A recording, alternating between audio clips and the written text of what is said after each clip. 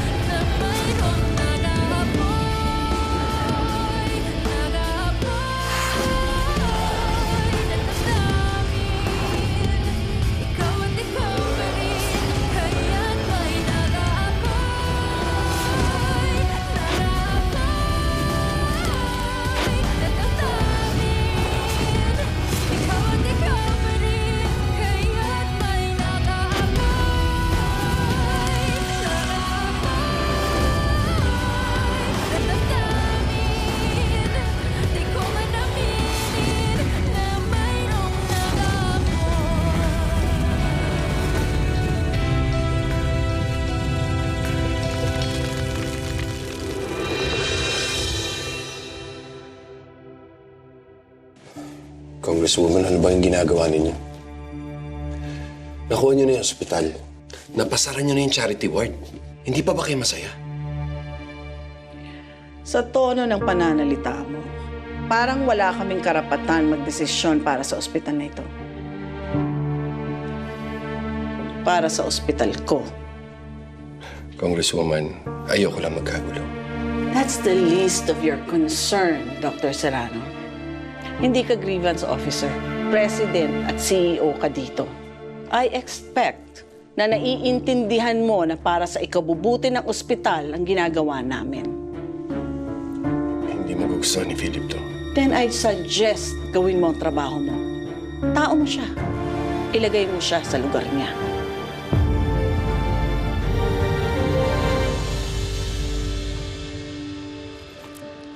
Mauna na ako. Marami pa kaming dapat trabahuyan sa ospital na ito.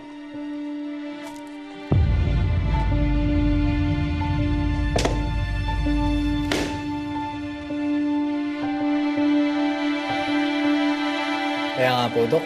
Parang loyalty check, no? Ibig sabihin ba nun, pag pinuri mo ang mga Salazar, tanggal ka? Huwag naman sana, Dok. Sabi lang naman ako ng totoo. Mabait naman talaga ang mag-amang Salazar. Hala, tatanggal na ba ako? Hindi talaga sila tumatigil.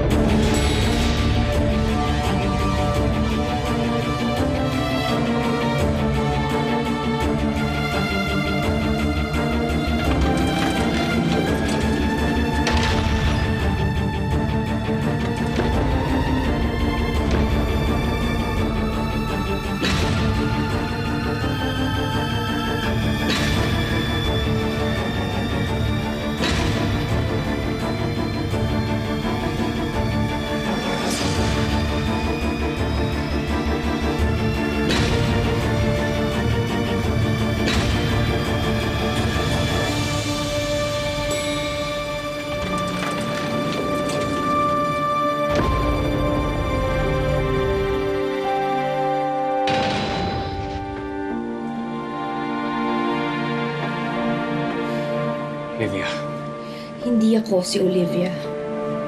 Ako si Claire, asawa ni Philip Salazar. Pero naiintindihan ko na kung bakit mo ako niyakap ng isang araw. Dahil kamukha ko ang asawa mo. Gusto kitang makausap dahil may hihilingin ako sa'yo, Lucas. Tigilan mo na yung asawa ko. Nakuha niyo na nga yung hospital. Ano po bang kailangan ninyo?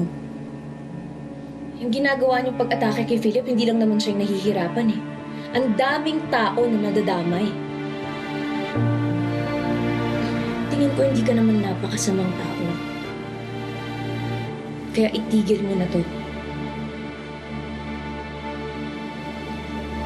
At sorry, nasampal kita.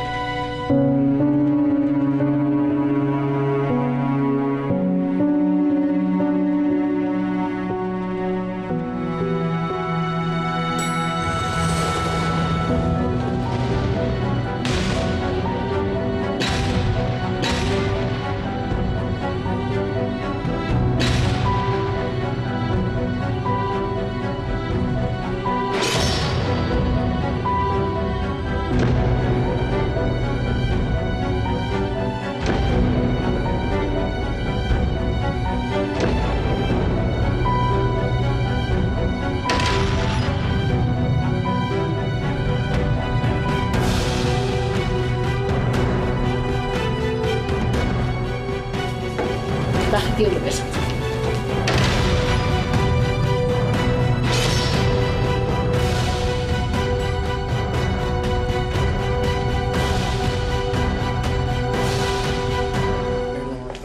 schedule ng operation, Mr. Philip?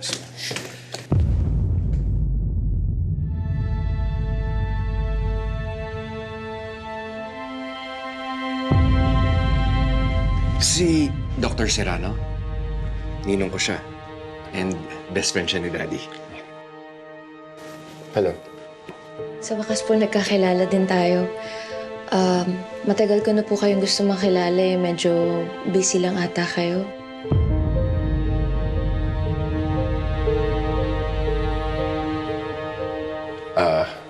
Busy lang talaga dito sa ospital. Pero palagi ka nagkikwento ni Philip sa akin. Ano naman pong kinukwento niya? Magaling ka raw mag-alaga. At saka, swerte daw siya sa'yo.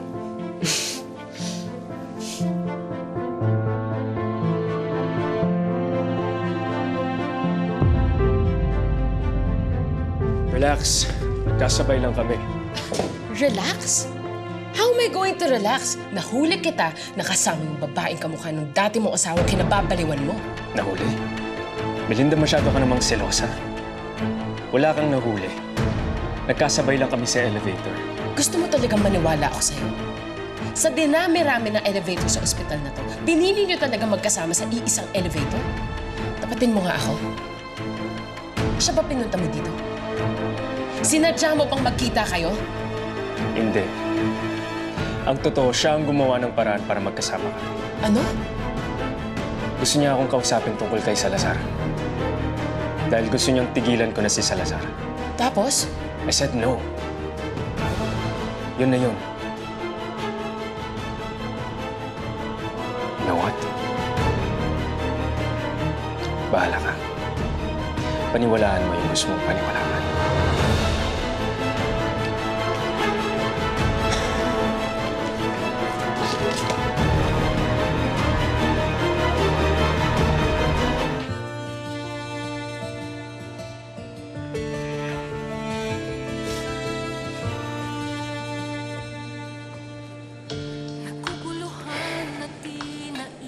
Tumawag ka sa akin at At sinabi mong pupunta ka. Kala ko, magtsatsaa lang tayo.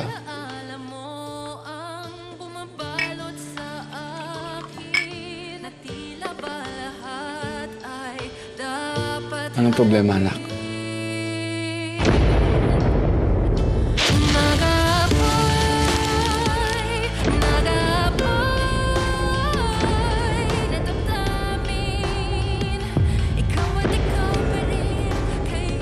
Melinda, masyado ka namang selosa. Wala kang nahuli.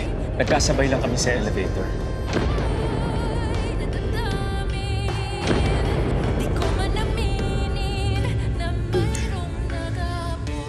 Wala, Dad. Namiss lang kita. Namiss ko rin yung pag-inom natin. Pero, sa ngayon, ako muna. Kasi, bawas sa'yo yan. Kahit lasing ka, sinisita mo pa rin ako. Dahil mahal kita. Mahal ko si Lucas. Mahal ko yung buhay ko.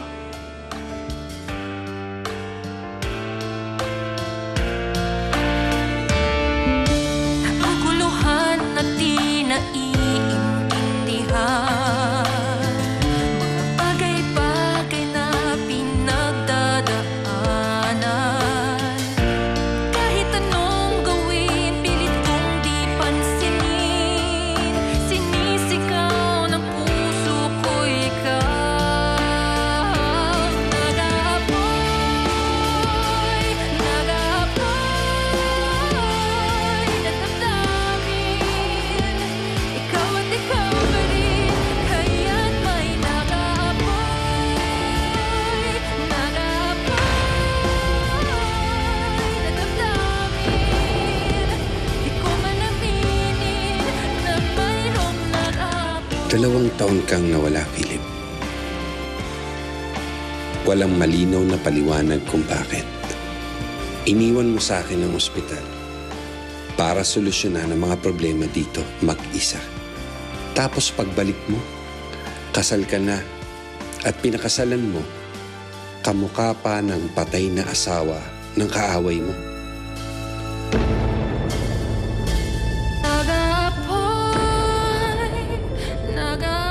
Anong pinaplano mo, Philip? Ikaw at ikaw pa rin.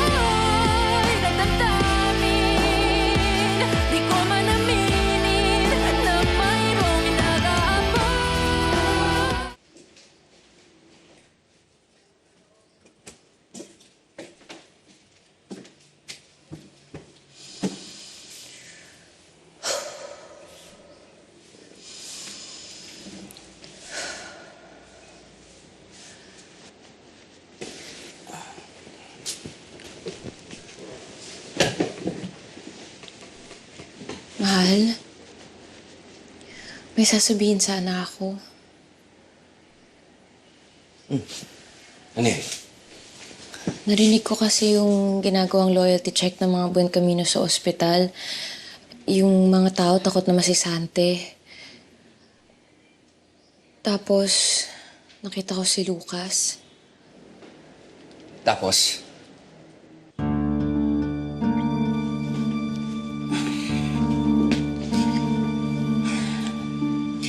Hindi ko na napigilan yung sarili ko. Hinarap ko siya para kausapin.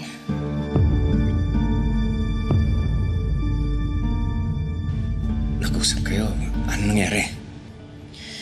Sinabihan ko lang siya na tigilan niya na yung pag-atake sa'yo. Lalo na ang daming nadadamay ng mga tao. Claire. Di ba pinag-usapan na natin to? Nagkaroon tayo ng agreement na iiwasan mo sila. Pero nung narinig ko yung hinaing ng mga tao, hindi na ako nakatiis eh. Mahal, makinig ka sa akin ha. Kahit anong paliwanag mo sa mga buwing kamino, hindi ka nila pakikinggan. Wala silang pakialam kung mayroong mga madadamay na tao. Sorry, mahal.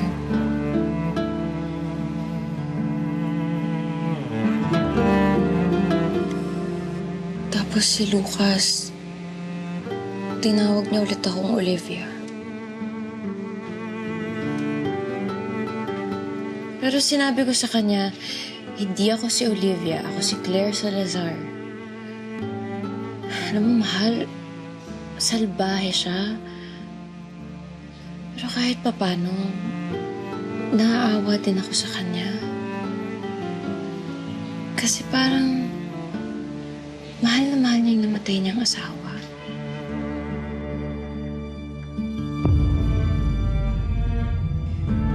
Mahal, kung sa akin mangyari yun, magiging ganun ka rin ba? Malulungkot ka rin ba ng sobra?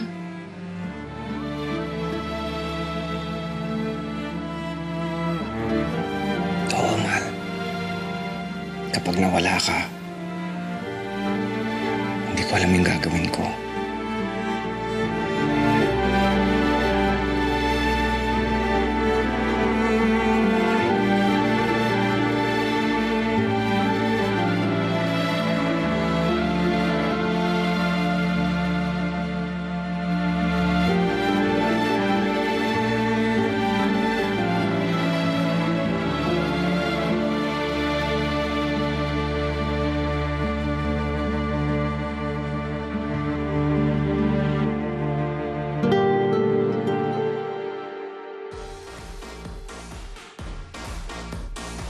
Kita ka ni Melinda? Ano, nagalit? Nagselos?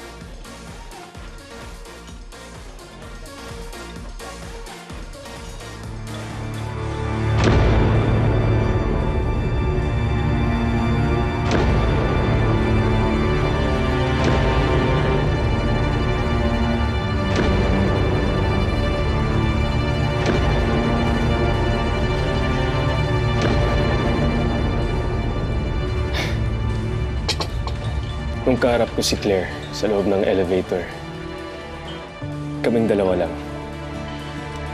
Kakaiba talaga yung pakiramdam ko. Parang si Olivia lang yung kasama ko. Yan na nga ang sinasabi ko eh. Tigilan mo na yan. Pareho kayo may asawa, tol. Gulo lang yung pinapasok mo. Wala akong ginagawang masama. Hanga lang ako sa kanya. Kakaiba siyang babae. Kakaiba nga, kamukha ni Olivia eh. Tingin mo ba wala kang ginagawang masama? Sige, hanggang ka lang. Pero sa lahat ng kwento mo tungkol kay Claire, sa tingin mo, hindi mo pinagtataksilan yung asawa mo? Maawa ka naman kay Melinda.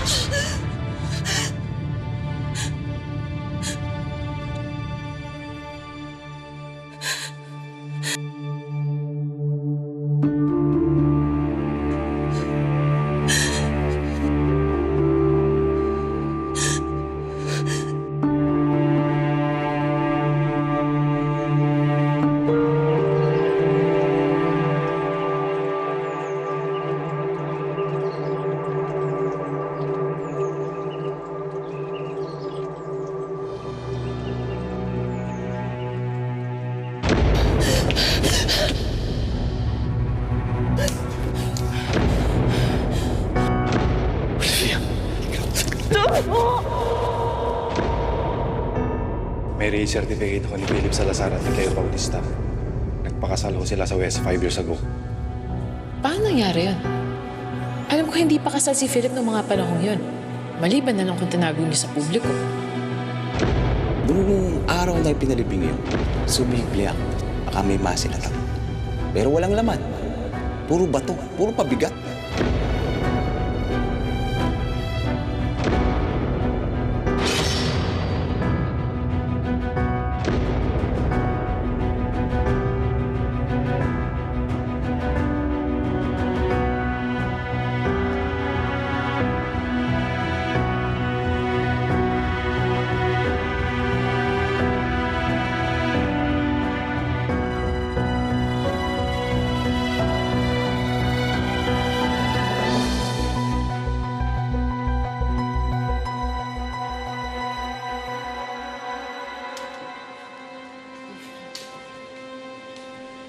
Morning. Sing ka na pala. Kumain ka na para makainom ka ng gamot. Siguradong masakit ngayon ang ulo mo. Sorry, tinalugan kita, Dada. Di ka man lang hinanap ng asawa mo. Anong klaseng lalaki yan? Sinabihan ko kasi si Lucas na dito ako matutulog. Kahit na. Sana sinundo ka. O tinawagan ka man lang. Anak, anong problema? Hindi ka maglalasing kung wala lang.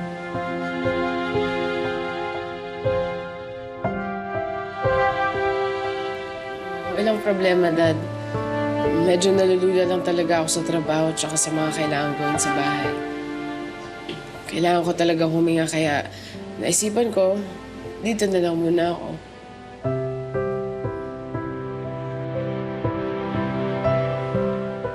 Well,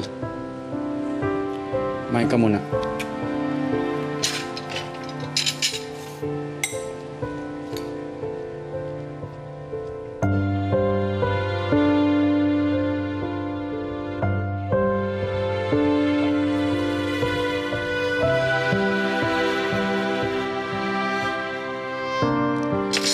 Thank you.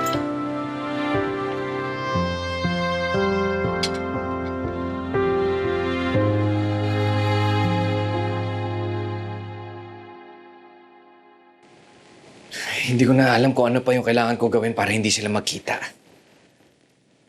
Hindi na talaga maiiwasan yan ngayon, lalo pat mga buwan kamino na may-ari ng ospital at hindi ka tinitigilan ni Lucas. Magkukrus ang landas lagi nila ni Claire, lalo pat matapang ang asawa mo at lagi kanya pinaglalaban. Pero totoo niyan, pre. Pwedeng hindi rin naman problema ang pagkukrus nila ng landas. Pwede mong tingnan ito as an opportunity. Tingnan mo. Wala kang ginagawa. Pero sa tuwing may gagawin si Claire, napaparaning at nadidiskaril si Lucas. So, anong sinasuggest mo gamitin ko si Claire? Hindi naman. Pero wala ka rin naman balak itago si Claire sa kanya, di ba? So talagang may posibilidad na magkikita sila. At sa tuwing magkikita sila na ikaw ang kasama niya, nagagantihan mo na si Lucas. Hindi mo to sinasadya. Pero nagagamit mo na yung pinakamalakas mong baraha laban sa kanya. Si Claire.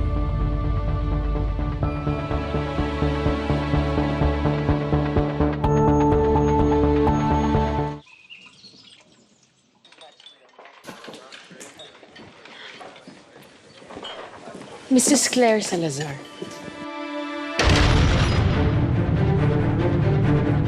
Nananadya ka ba? Kahit saan ako pumunta, nandun ka.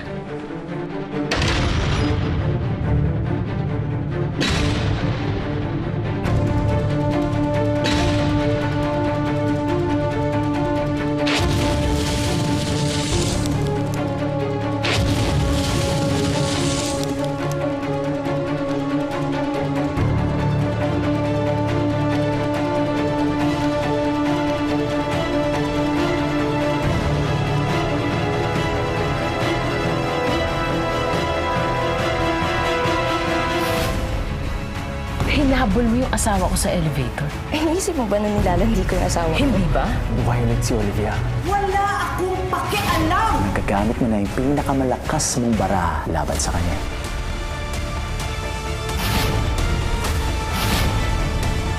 Hindi ko hahayaang sirain mo kami ni Lucas. May mukha ka pang iharap dito sa Lazar. Buong Camino. Kasama pa rin naman si Philip sa mga may-ari ng ospital. Kung iniisip niyo mga skandalo, Kami ba ang nai-eskandalo?